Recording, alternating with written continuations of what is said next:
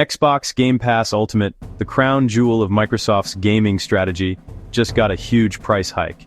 Starting October 1st, new subscribers will pay $29.99 a month, up from $19.99. That's a 50% increase, or an extra $120 per year. The move has sent shockwaves across the gaming community, sparking cancellations, frustration, and even frantic subscription stacking before the deadline.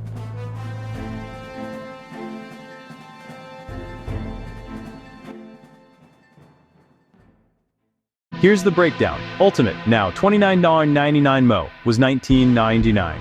Premium, $14.99 MO, formerly Standard. Essential, $9.99 MO, formerly Core. PC Game Pass, $16.49 MO, was $11.999.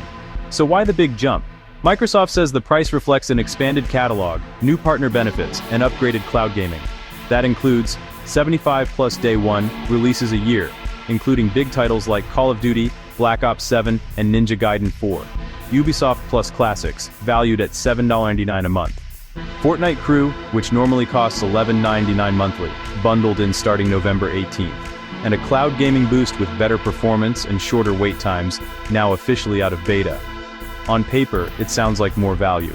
But for many players, the math still doesn't add up.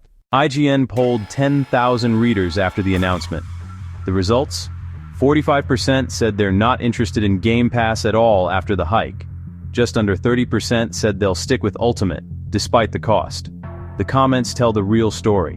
One player calculated, at $360 a year, that's the same as buying 5 $70 games outright. Looking at Microsoft's lineup, I don't see 5 games I'd want annually. No savings here. Another said bluntly, $30 a month is insane. No way I'm keeping Game Pass. Steam is looking better and better. A longtime Xbox loyalist wrote, I've defended Xbox since day one, but this crosses the line. I just canceled. Back to buying games. For some, though, the extras soften the blow. One IGN reader pointed out they already pay for Fortnite Crew. If Game Pass includes that, I can cancel my separate subscription. Suddenly, $30 doesn't seem as bad. Others still see value in day one releases, estimating they've played $500 worth of new games in a year via Game Pass. But even they admit the gap between value and cost is shrinking. The scramble didn't stop at complaints. Many fans turned to subscription stacking, buying and extending Game Pass codes up to the 36-month limit before prices updated. Retailers like Amazon briefly offered old rates, letting savvy gamers lock in years of Ultimate for less. Even GameStop fueled the fire. It advertised Game Pass Ultimate at the old $19.99 price online, before clarifying how long it would last.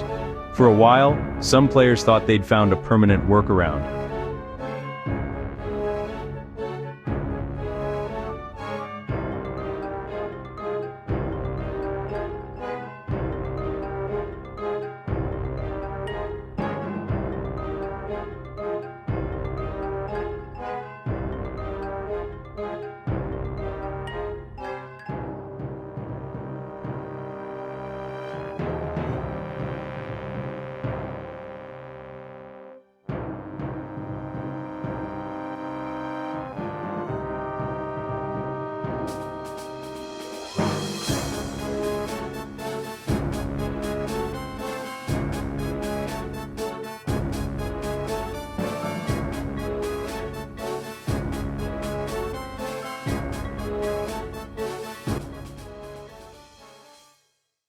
So why risk alienating players now?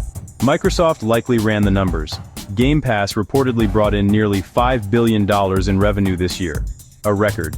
Major releases like Oblivion Remastered, Doom, The Dark Ages, and Indiana Jones and The Great Circle boosted engagement. At the same time, Microsoft has raised console prices and even faced pushback over $999 handheld hardware. The message? Microsoft is doubling down on Game Pass as the centerpiece of Xbox. Even if fewer players stick around, the higher price might offset cancellations. It's the Netflix strategy. Fewer subs, but higher revenue per person. Here's the bigger debate. Is Game Pass still worth it? For players who dive into every big day one launch, Ultimate still saves money. But for more casual players, $30 a month looks worse than buying 2 or 3 must-play titles a year on Steam or PlayStation. And unlike Netflix, gaming subscriptions compete with platforms where ownership and sales still matter. In other words, Microsoft is asking players to bet on quantity and convenience. But some are rerunning the math and deciding to bail.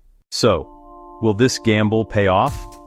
Microsoft adds Fortnite perks, Ubisoft titles, and more day ones, but at the cost of alienating some of its most loyal fans. The question now is, will Xbox Game Pass remain the future of gaming? Or is Microsoft pushing players back toward buying games outright? What do you think? Drop your take in the comments. Are you sticking with Game Pass Ultimate, switching tiers, or canceling for good?